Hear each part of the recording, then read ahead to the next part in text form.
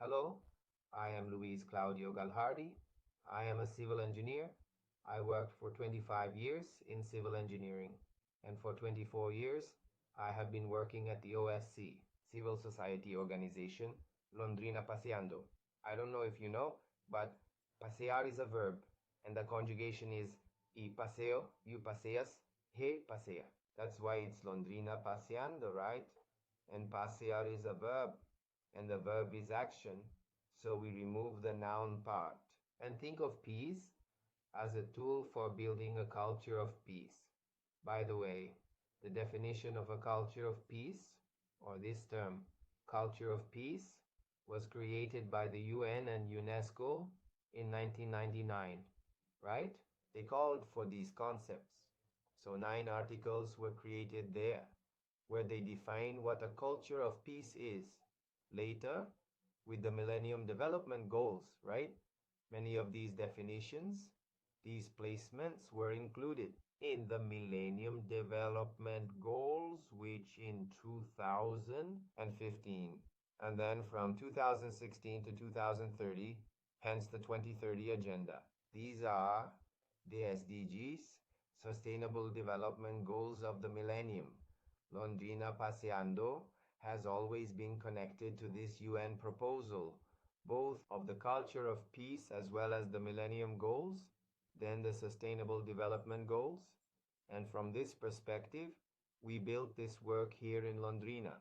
So I am one of the founders of the CSO Londrina Paseando. 16 years ago, we created Campus.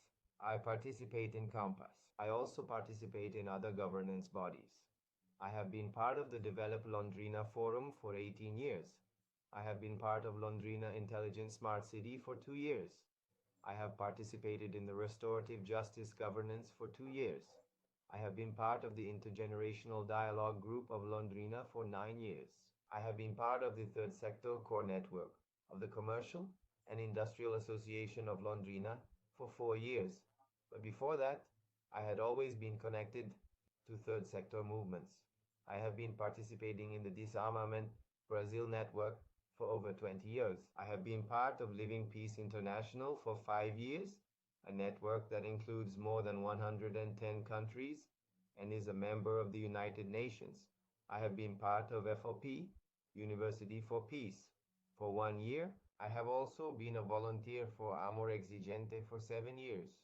I mentioned that I participate in these organizations because I represent Londrina in these groups. I had to jot down here in my little speech script for you because there are so many groups. Imagine the schedules, the hours, the meetings, and the work I take on during the meetings and then have to do at other times. So it is quite an intense job, this work done here in the city of Londrina. It's for me and for the people involved in this whole process. And I would also like to start my speech by mentioning that we have the Masterplan 2040 in Londrina. It is a strategic plan. Macroplan was hired, a company specialized in strategic planning. We did this right at the time of the pandemic, but we mobilized, the company, the city mobilized, and then we came up with this strategic plan for 2040. Among the 79 strategic projects of the city, some were detailed, 79 were detailed. There are other ideas, but in terms of detailed strategic projects, there were 79. One of them is Londrina, an educational city for a culture of peace. So we are currently part of the city's strategic planning that is being updated. Because you don't make a plan for 2040 and just wait until 2040, right? You make the plan and every year you update it, especially for a city. Companies do this to update, to do, to update. So we are in this phase. We just went through an electoral period. All the governance groups, institutions presented to all the candidates in the first round. The city follows the strategic planning of our city. Everyone agreed, including in the second round. Both agreed, and the current mayor assumed this commitment. So, we have this as a banner for the city, as a banner. including for our movement. The issue of promoting a culture of peace. This year we started to develop the theme ESG and culture of peace. ESG is a global agenda linked to sustainability related to climate issues, the climate emergencies that we talk about, the process issue of decarbonization, production of new energy matrices, that is bringing sustainability to the world so we can continue. And in the business sector, logically, companies are investing in strategies. ESG is a strategy, investing in strategies. And when they do that, they are aligned with the United Nations Agenda 2030 through the Global Compact. The Global Compact is companies dealing with this subject. So they are related to the 2030 agenda when they do this.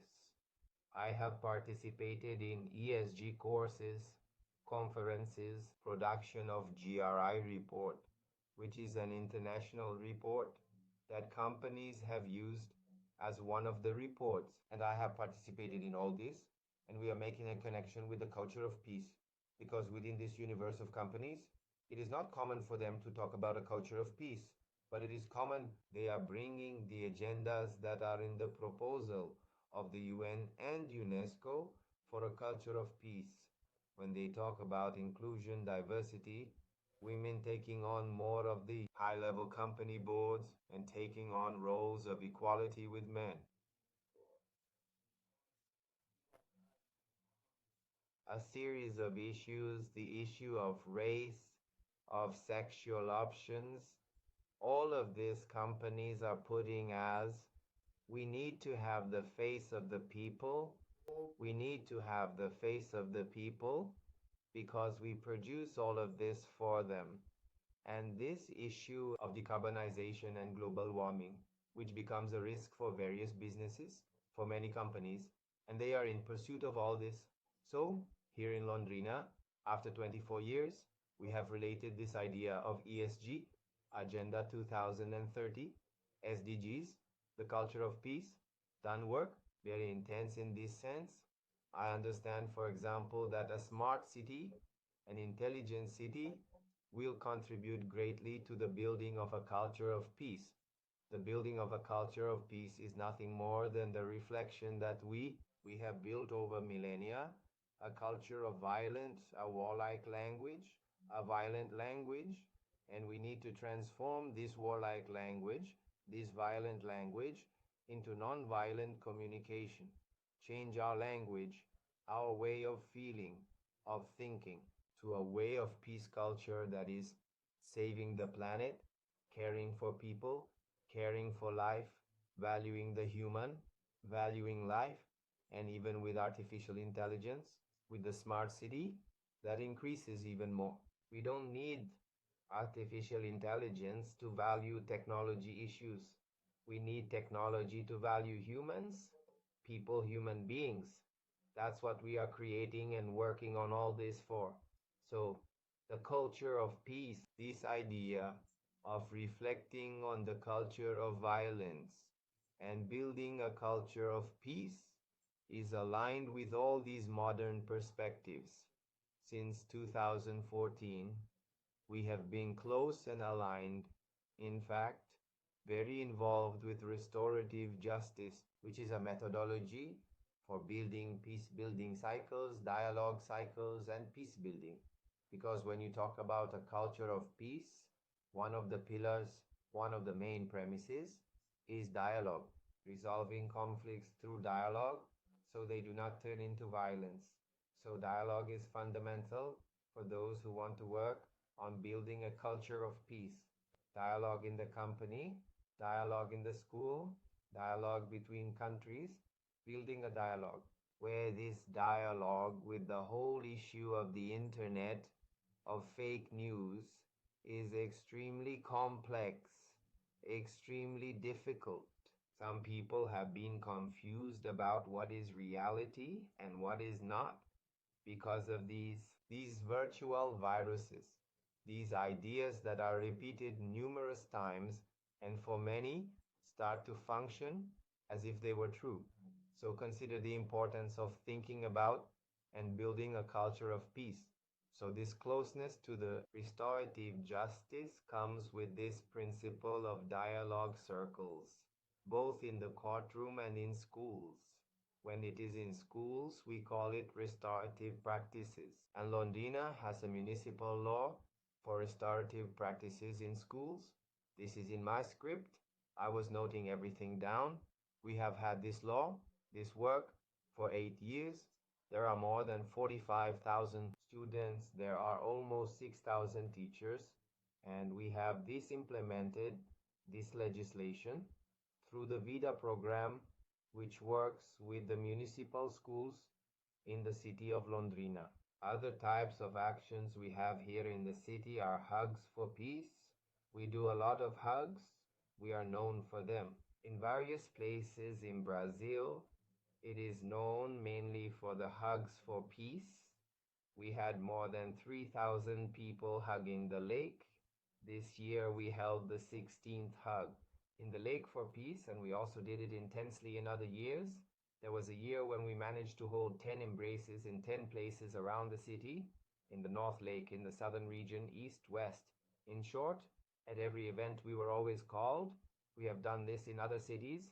Cities invite us to hold the embrace for peace. I myself went a month ago.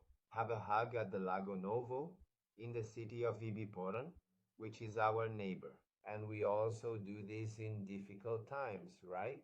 Like last year when there was the attack on the school in Cambe, where two young people were killed in attacks on the school. We were called, both through restorative justice, to carry out the cycle of welcoming for the students, families, teachers, with several volunteers who went to conduct these cycles. While doing a hug in the main square of the city, a hug for peace, it is already one of our trademarks to do these hugs with this intention to draw attention. We also have a label. A gun is not a toy.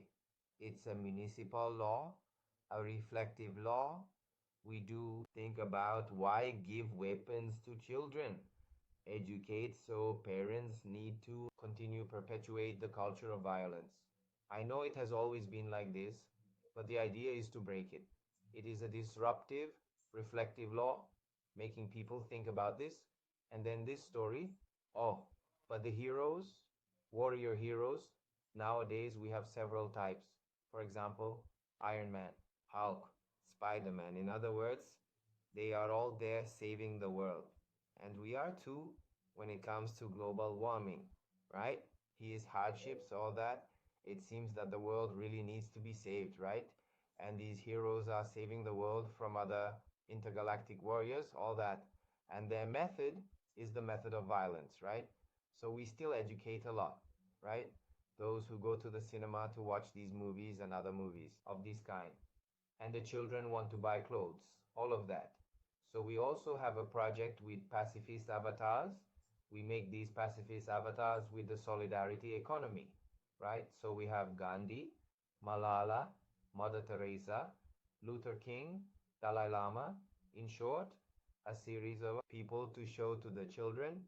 They have been used in dialogue circles as the talking piece, right? The restorative justice methodology requires a talking piece so that only one person speaks. And they have been used by schools in these circles, both in schools and in companies, where I have already conducted several cycles, right? As well as in other spaces, all of this. We have used the pacifist avatars. So, as my proposal was to talk a little bit, and it is difficult to talk about so many actions, so many comprehensive actions, so little time, right?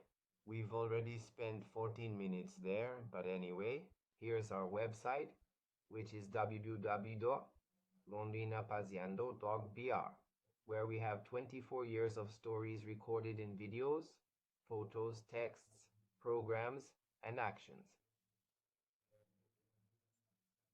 Everyone is invited to visit our website, A Kiss on the Heart.